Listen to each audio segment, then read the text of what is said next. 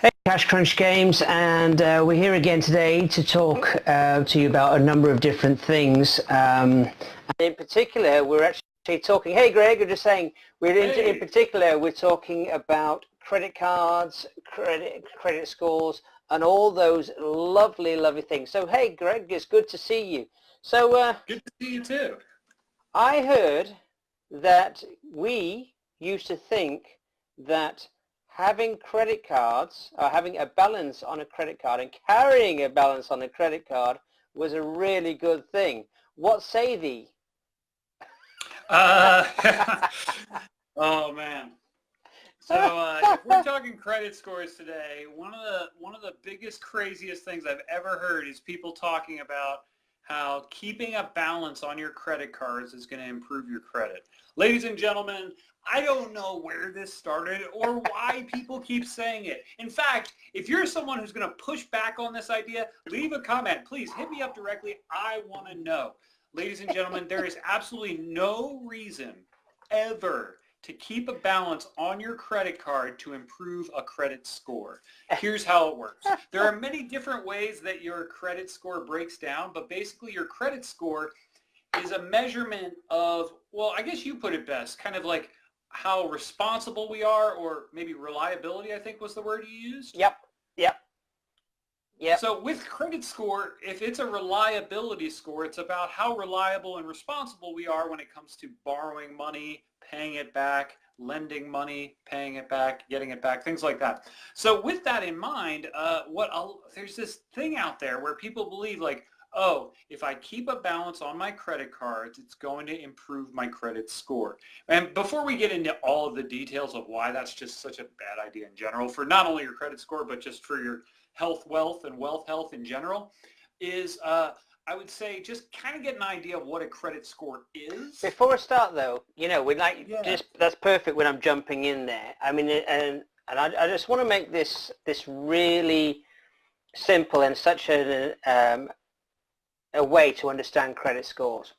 If you're sure. with your friends, and we all have friends, well, some of us do, we have friends, or we're in a class when we were growing up, you always had certain friends that sometimes they would ask for things from you, whether it would be borrowing your money, borrowing your Mm-hmm. bike, use your Mm-hmm. phone, any of those things. So when someone asks you, can I borrow $5 from you, or can I borrow your bike, you automatically thinking, should I lend this to this person?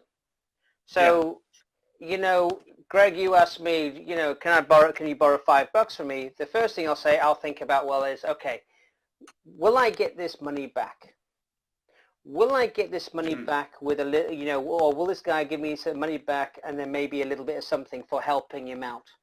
Will I have to ask Greg and remind him that he owes me $5 to pay it back? Or will I basically never see that money again?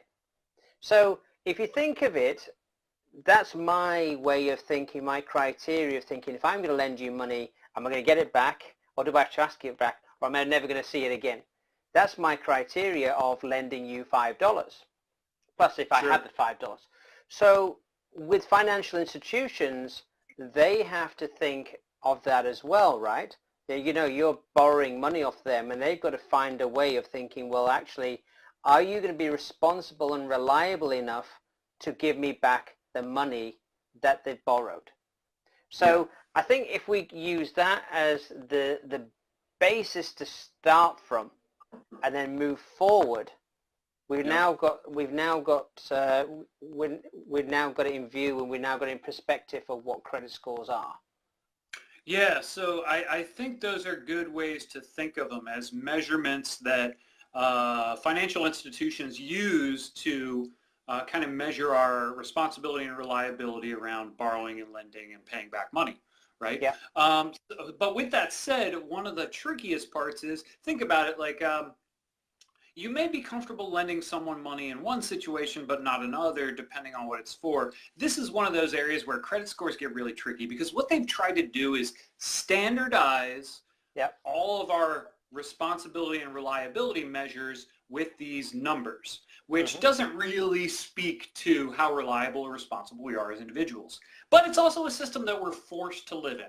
So I think it's important to recognize that before we get into like how you hack your credit scores, because I want to tell you a bunch of different ways to raise your credit score. My credit score for most of the reporting agencies, I think all of them now, is well above 800. I believe my high I hit was about 825 recently on one of them. But that is just a number. Just like when you're driving a car, the speedometer that tells you how fast you're going, your odometer, which tells you how many miles you've gone, both these things are really important to have. How many miles you've gone, how fast you're going, super important to know, but both of those tools do not tell you where you're going, which is the same thing with credit scores and credit reports. So I want to distinguish those two things before we get started any further. Credit scores and credit reports are two different things. We don't always have access to our credit score, but once a year for free, we can get access to our credit reports. Reports are these big stacks of paper that tell our credit history. When we opened up that bank account, when we opened up that credit line, when we borrowed money for school or maybe got a student loan or a car loan or a mortgage, that stuff's going to show up in that report, in that stack of papers. That report is a big part of the information that makes up that credit score. So if we're trying to figure out how to be responsible with a credit score, we have to recognize why we even should care in the first place. Yeah. Most credit scores, I don't remember the exact range, but they say some of them up to 900 is like the best possible score, and I think 850 is for some of the organizations. I've heard 850 is really the way to go. Yeah. Yeah. Long story short, if you can hack a credit score that's above 790, you're pretty much going to have the best access to the best borrowing and lending when you need to borrow and lend.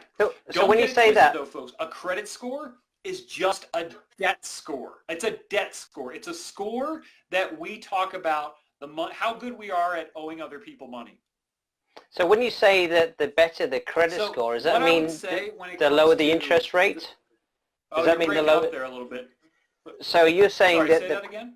The better the credit score, the lower the interest rate for when you're trying to borrow money.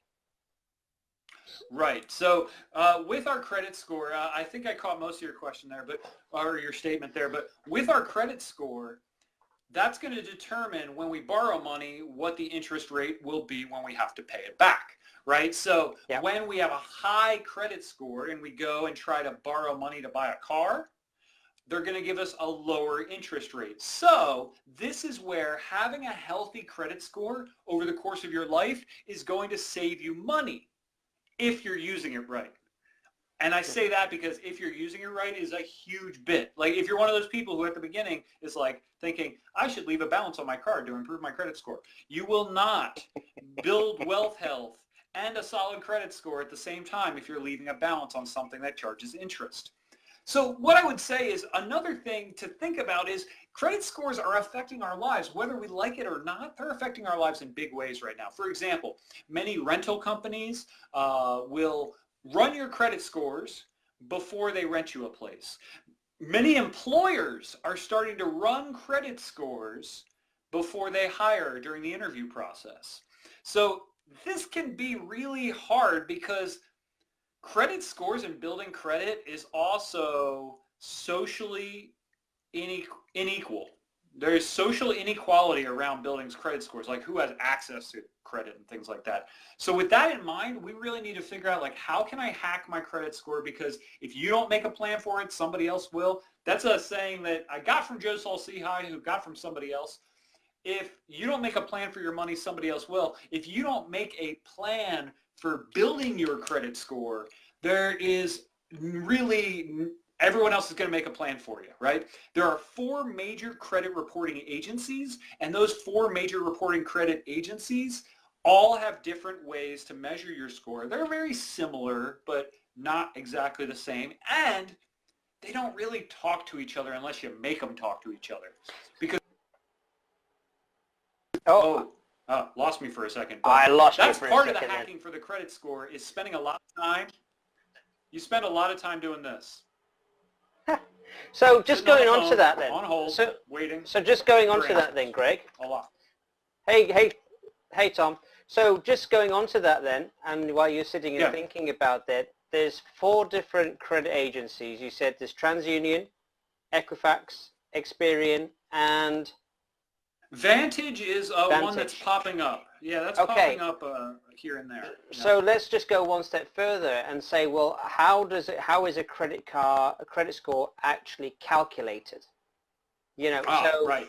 so here we've got, and then I'll give you the category, the percentage, and you can explain it. How about that? Okay. Sure. Okay. So straight away, out of 100%, types of credit are 10%. So types of credit is 10%. Types of credit are 10%. So you have rotating, and then you have your standard loans. Like I just saw Tom flattered. I've been a huge fanboy of Tom Drake for years. Was it the Money Mastermind podcast? I loved back in the day. He had some and like his Great Maple podcast too. But huge fan of yours, Tom. Thank you for joining us. But with that 10% rotating credit versus the standard loans that you get with like a mortgage, student loans, money that's borrowed in a set amount that you're paying back over a set amount of time. There's an exact term for this, and it's slipping my mind, but somebody here will leave it in the comments later. Tom, if you can pull it from me, I really appreciate it. Rotating credit is the kind of credit you might have with a credit card, right? So those 10% of your credit score is made up of what kinds of credit you have. For example, my credit score actually went down when I paid off my student loans. I have great credit score. I've had great payback history. I don't hold balances. When our loans got repaid and closed, our credit score dropped because we didn't have that line of borrowed money technically on the books anymore. So that wasn't crazy. Necessarily a bad thing. Oh, it's crazy. Like, here's the thing. You don't want to get caught up in the day-to-day changes in your score because that will drive you crazy, and you can't figure out why it's happening either. But with those standard loans versus those rotating credit loans, you're going to recognize that when those things close out, which you want to do, right? You want to not have student loans. You want to not have a car loan. You want to eventually pay off a mortgage. When those things happen, they actually bring your credit score down. But eventually, your credit score goes back up through good practices that you continue. This is a rating of how you're, just like speedometers and odometers, they're going to change as you go. If you spent the whole time going, oh, I'm going 70, oh, I'm going 65, oh, I'm only going 64, like, you would drive yourself crazy. Yeah. So you got to stay on the track. That's just a crazy thing. Is you brought up saying don't get into debt, don't have debt, this, that, and the other, and then you pay off your debts, as in that's a good thing, and then you get nailed for it. I mean, it just sometimes just blows your mind. So the next thing is one of our FinCon friends, Steve Stewart, had a podcast before he started being like the podcast producer guru that he is, called No Debt, No Credit, No Problem, or something like that. I love that show, and I aspire to that someday because I know he's done what are called credit freezes, where you contact all 4 of those agencies. Once he built up his credit score, he freezes out all of it, so he's not opening up he's not borrowing, he's not using credit cards, and that can be a really powerful way to do things because in the end, we're at the mercy of their game, right, in the credit industry. So we got to figure out how to play it savvy if we have to play it. So that's the 10%. What else is there? There's the new credit 10%. So this was the idea that, oh, you must open a store card. So guess what, Greg? Let's go down to Kohl's now and open up a store card. Yeah, be aware that the 10% that is new credit, here it's double-edged. I don't know how the algorithms or how the formulas are set, but I do know this, that when you open up new cards, that counts against you because they see someone opening up new card after new card after new card. That's going to bring your score down because that is sending out a message of, I need to borrow money, right? But by opening up those new accounts, like for example, when I hacked my credit score, one of the things I did over the course of those 2 years is I opened up multiple credit cards, not store cards, but multiple credit cards The cards I opened up, I chose for very specific reasons. Those cards I chose to open up, I knew I would never carry a balance on, ever, ever, ever. I made sure I had the cash stashed so that if there was ever a situation, I could just lump sum, drop it on there, never get caught in a credit card emergency situation. But once I was doing that, I was opening up the cards because they would give me like an extra 150 bucks. As long as I spent on the card, as long as I paid it off too. When I was doing that, I was opening up multiple cards. My score was dropping. But over the course of the following years, my score would then rise up because of a category that we'll talk about later. So having new credit does hurt your score, but sometimes we need to open up new credit to really coax the score. So you could take a short-term hit for the long-term build, but only open up those cards if you know that you will never carry a balance. Those store credit cards, most of the time, are not really a good deal because think about it.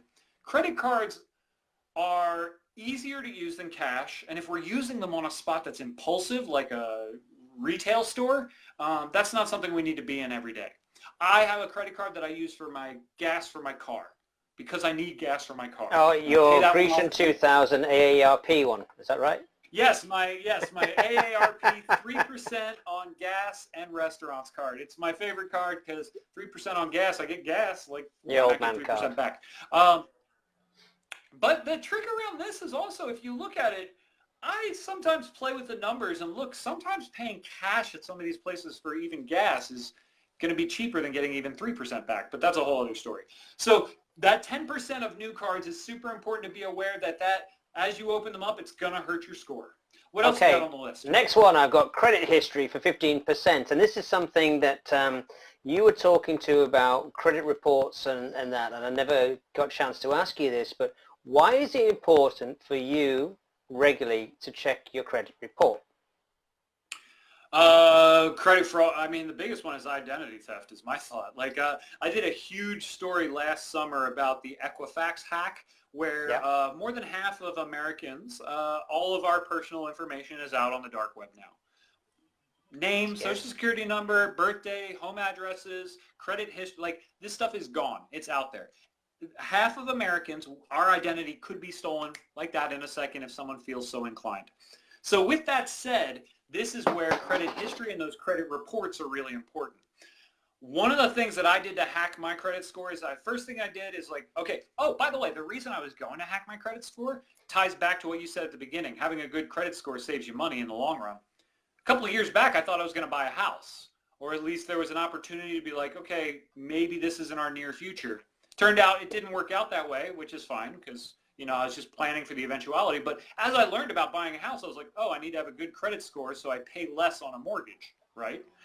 So then I was like, okay, how do I hack my credit score? That's where I started looking at my credit reports. One of the quickest ways to hack your credit score, annualcreditreport.com. You can go there once a year. Actually, you can go there multiple times a year. But once a year, everyone in America is allowed to get one free credit report from all the major reporting agencies.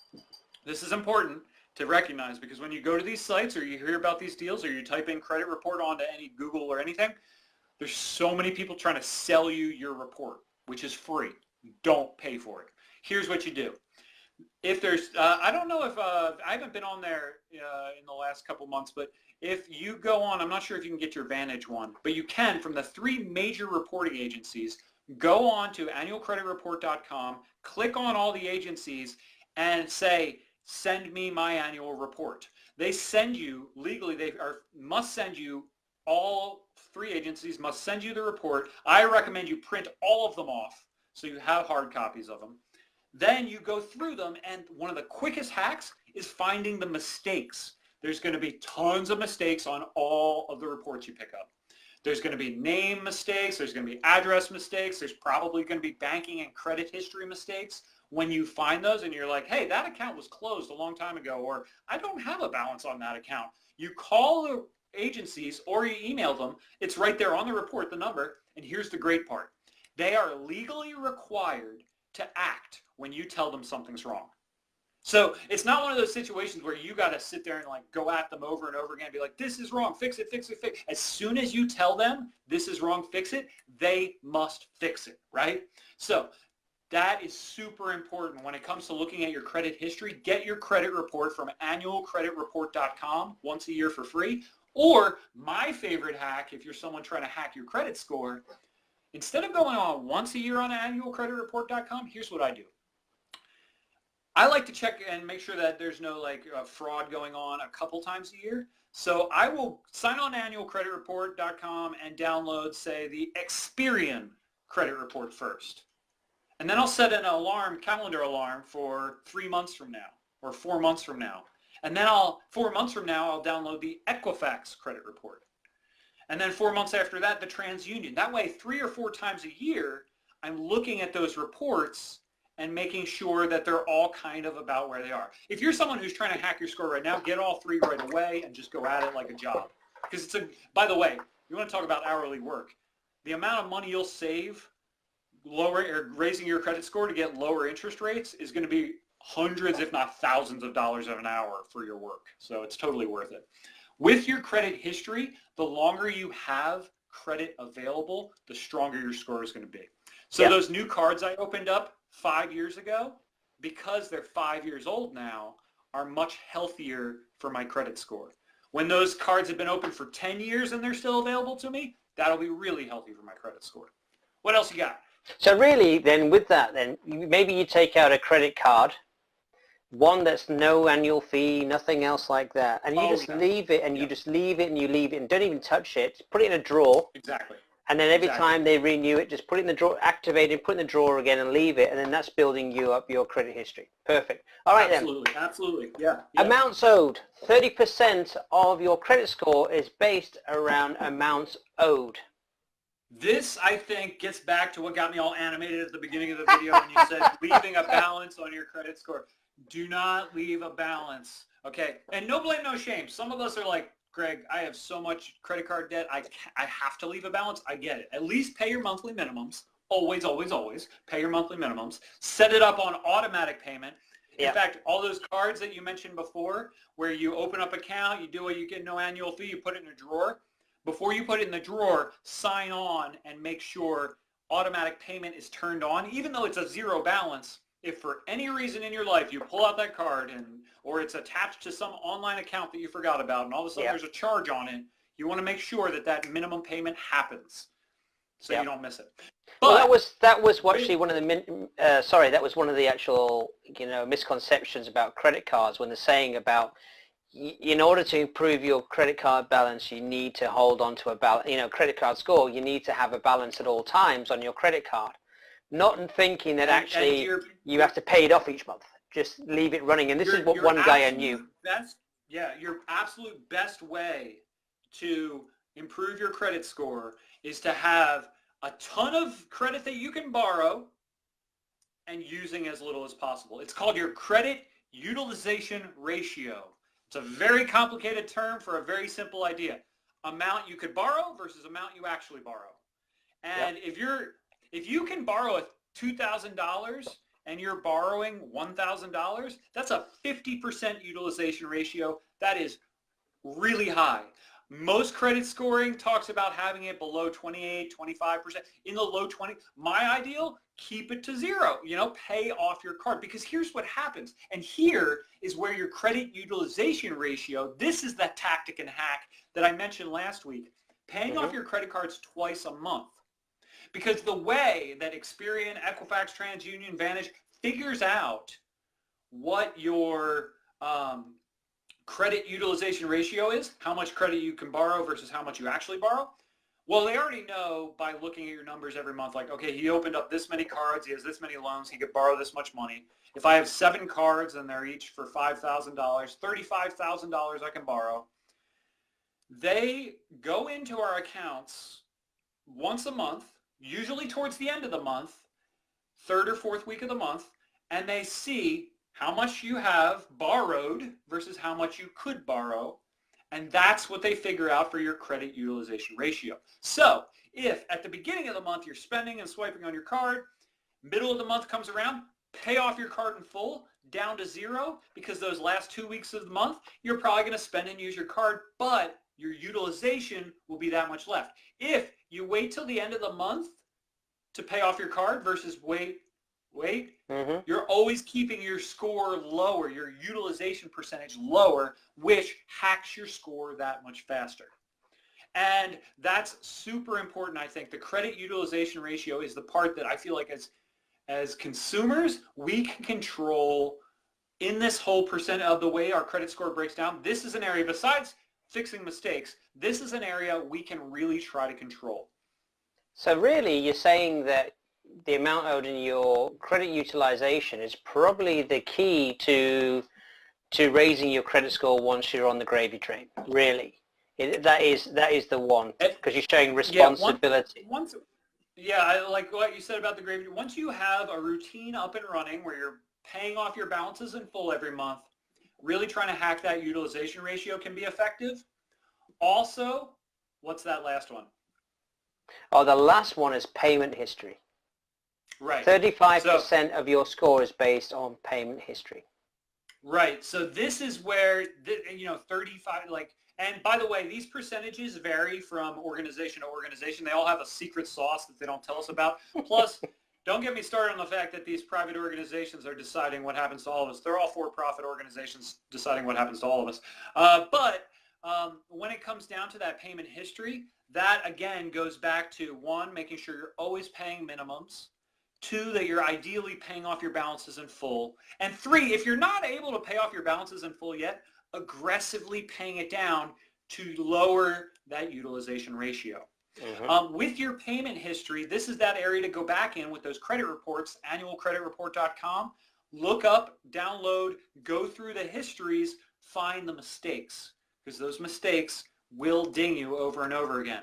The few mistakes, I think the average, I think it's around 50 or more points people find in mistakes. When they correct the mistakes on their credit report, their scores go up about an average of 50 points. Depending. So going with that, then, numbers, Greg, I don't remember where I got them from. Going with that, Greg, have you ever made some mistakes on credit cards that's cost you dear? Oh, absolutely. I've definitely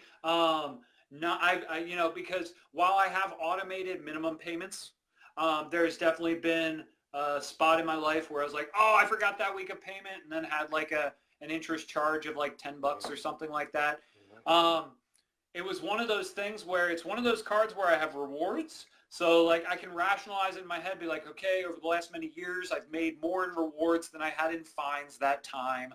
But it's a slippery slope because credit is such a sharp object. It is such, it's an important tool, but it's a sharp tool.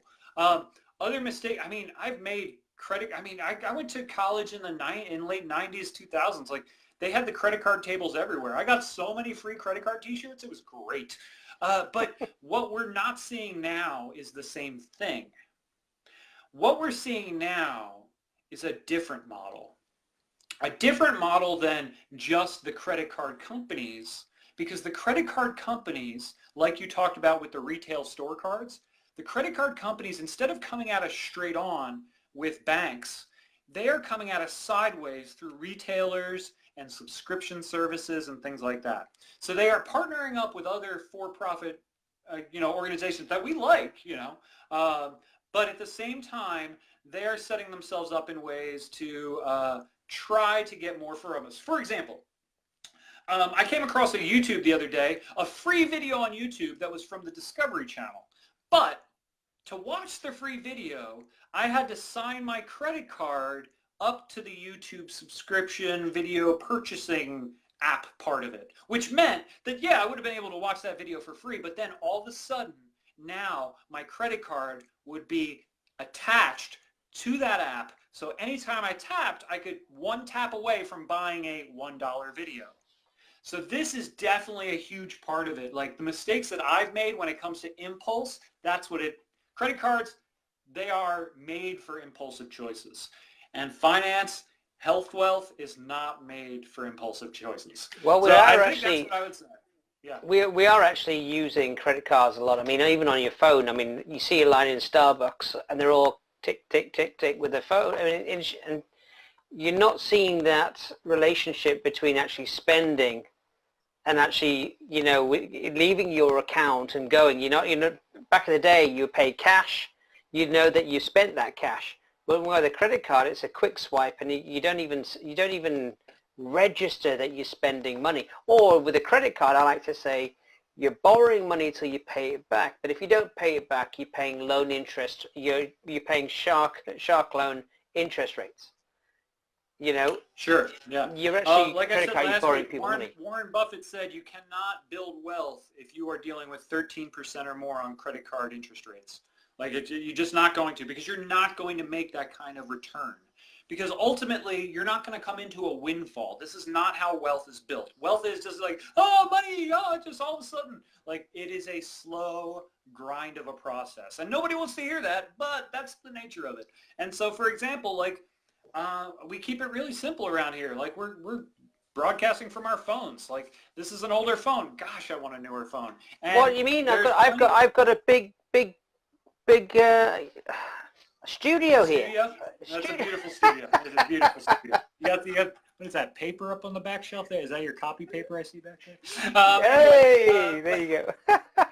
what I would say is, when it comes to the credit scores, don't put the cart before the horse. Recognize that the credit score is a debt score. It's an odometer and a speedometer. It will help you navigate finances, and it's extremely important because just like with a speedometer, like if you're not paying attention, you can get pulled over, right?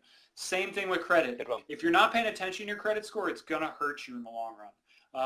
So it's one of those things where do it in small bits and pieces, and you can figure it out along the way. One last thing. Tom, we need to get you on one of these. Yes, we need to get you on here. Come on here, Greg. Come on here, Tom. We need you. Yeah. One thing we need to talk about, and it's talking about, and you mentioned it about minimum payments. I know that a minimum payment is usually 1% of the outstanding balance, but some of them are doing it as low as 25% or $25 now. So some of them might have that 1% requirement, but some of them are $25.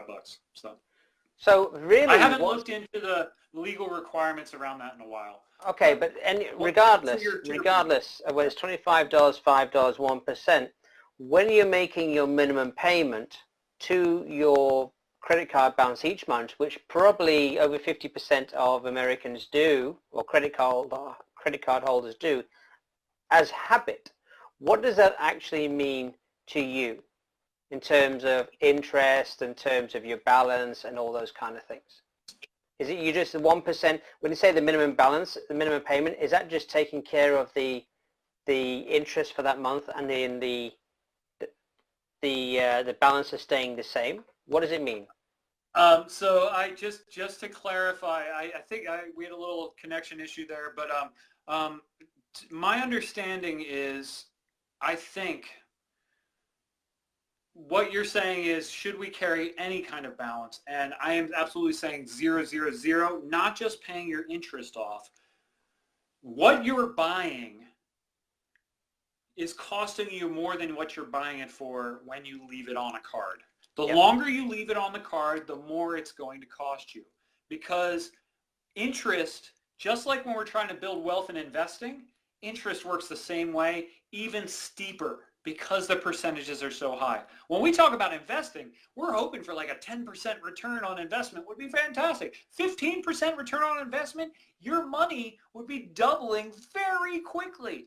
But that's also the case with credit card. Like if you have interest rates, your fees are doubling very quickly when you leave a balance, especially when you leave a balance of interest on your card. So minimum payments is a bare minimum. Paying them to 0 twice a month is the goal.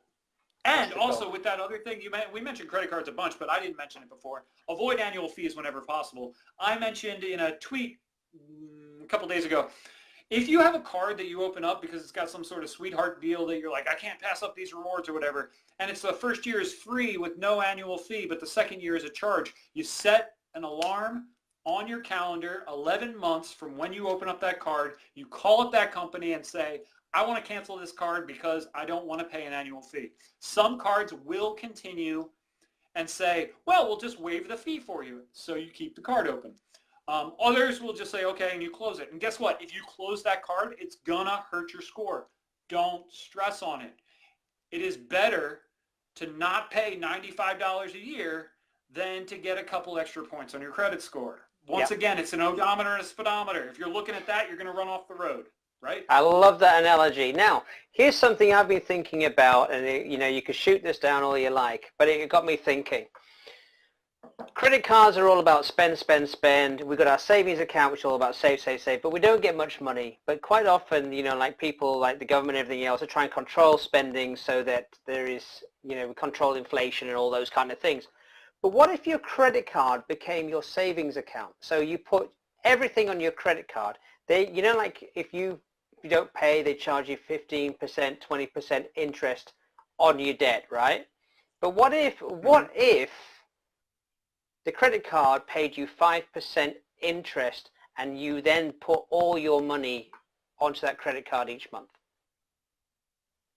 So now it becomes one card. Ask that question one more time at the end there. Say that again. So instead of having a savings account and perhaps a checking account where you're getting little bits of interest, and a credit card charges you 20% interest or whatever for a lot of people, what if a credit card, you put all your wage each month onto your credit card and they gave you 5% return on the credit card? Now they've got the money to invest. You're saying like conceptually, like a company that comes along and does that, because they won't let you do that. They want nothing to do with that. Because no, but imagine. Much more lucrative. It's so much more lucrative to lend money than to hold money. And so the big companies, because they don't need our money to lend. The individual consumer doesn't have enough for it to make it worthwhile for them. So maybe if there was some sort of disruptor startup, that might work. But when it comes to Visa, MasterCard, American Express, Discover, like the individual, however much we have annual salary or monthly salary, I don't think it would be in their financial interest because of the work that they would have to do to make that system work. No, but yeah, I like the idea. But imagine though, everybody in the US having a credit card, and you're a Visa or a Capital, and you're putting on all that money is going to one big pot to invest to pay back. Let me interrupt real quick, because there's something that is tactical and useful right now for those of you who have low credit scores, and you're like, look, I can't even get a credit card. You go to your credit union or your bank, and you say, I would like what's called a secured credit card. Have you heard of these? So basically, it's a great way to build your credit score. It's very similar to what you're saying, in that what you do is say you give the bank $200. And it's like a savings account, but they're opening up a $200 line of credit for you. They give you a card. You can swipe that card just like you would, and it's reported like a credit card, but you're only allowed the $200 you already gave them. Then you have to pay it back. And that way it's basically like you're spending your own cash over and over again, but they've put it into the credit system. This is a really, really healthy way to do what you're talking about on a smaller scale, and can be very powerful for building credit. Other ways to build credit, just for those of you who are like, look, I can't even get some of these cards. Like the 2 or 3% cards, I couldn't get them when I started credit building. Like my credit score wasn't good enough to get those rewards cards. So I had to get the basic zero, like the low introductory cards, which also didn't have as good advantages, and build up to the good ones through good practices. But with that said, like those secured credit cards, getting a gas credit card, something you know you're buying all the time, maybe a store credit card if it's a grocery store, because be aware, as soon as we open up these cards, we end up buying more than we actually need. When we use cash, we tend to buy what we need, not all the things we want. When we have a card and we don't have to look at the number as much, we spend more. Tom mentioned something that I also want to throw out there. He says he's all for annual fees as long as the math works out. If he's getting hundreds back in rewards, he doesn't mind the fee. Of course, in Canada, he has less options to jump around to. This is really true, but that level that Tom's talking about is not even a level that I mess on, because then it becomes almost like a small part-time job, which is cool. If that's what you're about, and you're like, I am all about hacking this stuff, I did it for a while until the shine wore off, and I made sure that I was set up in a way so things could automate, you know? So I did the thing where I was like, yeah, I'm hacking all these free offers and, you know, some cash backs and some few airline mile tricks here and there. But after a while, I was like, okay, this is a game of diminishing returns. After a while, you start to get less and less back. So being aware of like, but not even that. It's the level of spend. Have you ever seen American Gangster? Great movie. I highly recommend it. In that movie, Denzel Washington is told, quitting while you're ahead is not the same thing as quitting. So anyway, that's one of my favorite lines. I love thinking about that. When it comes to things like this, quitting while you're ahead is not the same thing as quitting. So I quit a lot of that card rotation game because I got it where I needed it to be. Yeah, no, good stuff. But also, when you're talking about rewards and all that, it's also about the level of spending. I mean, if you're spending 3,000, 4,000, 10,000, you maybe got a successful business, or you're putting everything on, then you can play that game. But if you're not getting to that level of spending, it's pointless. It really is pointless for you. Yeah, totally. So, totally. But yeah, I think we've pretty much wrapped up credit scores, even brought in a film reference and everything else. How good are we today? And we've had Tom here sitting here all day patiently working. If you've never seen American Gangster, definitely watch it. And even better is the soundtrack. The soundtrack is killer. Anyway, just to wrap it up, those of you who have any questions about credit scores, hit me up at Greg Chats Cash anytime. I love talking about this stuff at length and ad nauseum, as you can see. But, I never guessed, Greg. You were struggling today with conversation today. You were struggling. Well, I had my morning workout, and now I'm highly caffeinated, so yeah, we'll see. I think there's Red Bull in there. Yeah. Definitely got Actually, wings this morning. Do you want to, we'll say goodbye to all the folks. Bye, folks. Bye, guys. It's great to see you. Thanks for joining us, Tom. Yeah, and now we can do our after show, right? Because that's a good cutoff point. Like, oh, by the way, for those of you who are any of social media, this is like the behind the scenes part, right?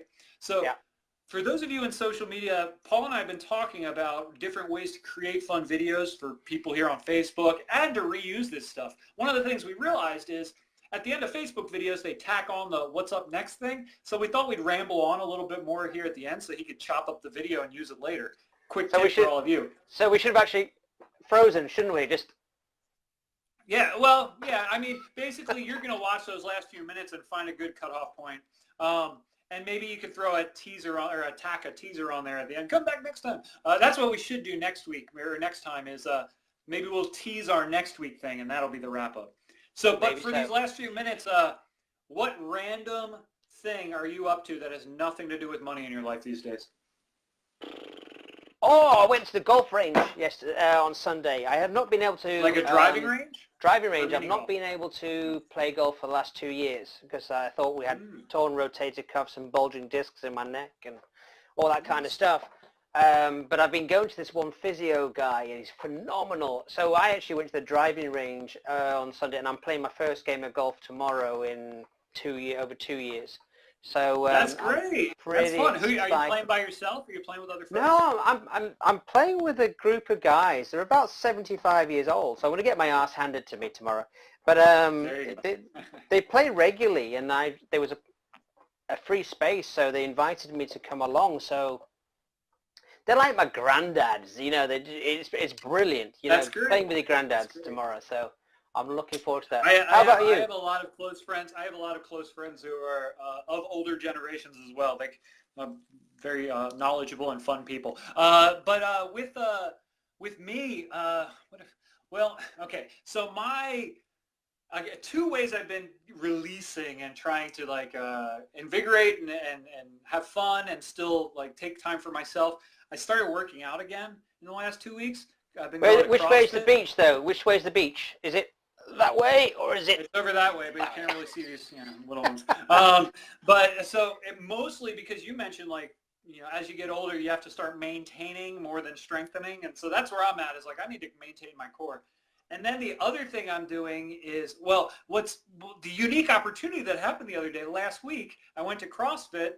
Met someone who had kind of met before in town. She was talking to the CrossFit studio guy. I was like, do you need an inversion table? It's one of those tables that you lay on. I think you have one, and you lock your legs in, and you turn upside down, and it helps your back. And she said that she had a free inversion table one of her clients was getting rid of. She was trying to give it to the studio, and he's like, I don't really have a need for it. And I was like, if you're getting rid of it, can I have it? And so it's a brand new table. So this is, some of my side hustles are reselling things online, and yeah, it's a little money related, but it was just a unique opportunity to grab. The other unique opportunity I think I'm doing the most of, which I haven't figured it out. Actually, maybe, oh man, I wonder if we could get some video gaming going at FinCon this year. Because I've been playing so much Fortnite. It's ridiculous. Over on Twitch and on the live streams. But basically, I don't know, have you heard of this game, Fortnite? I signed in. I signed up, but I turned off pretty quickly because it wasn't my kind of thing. I was trying to run around. I was running around a field, and I thought, what am I trying to do here?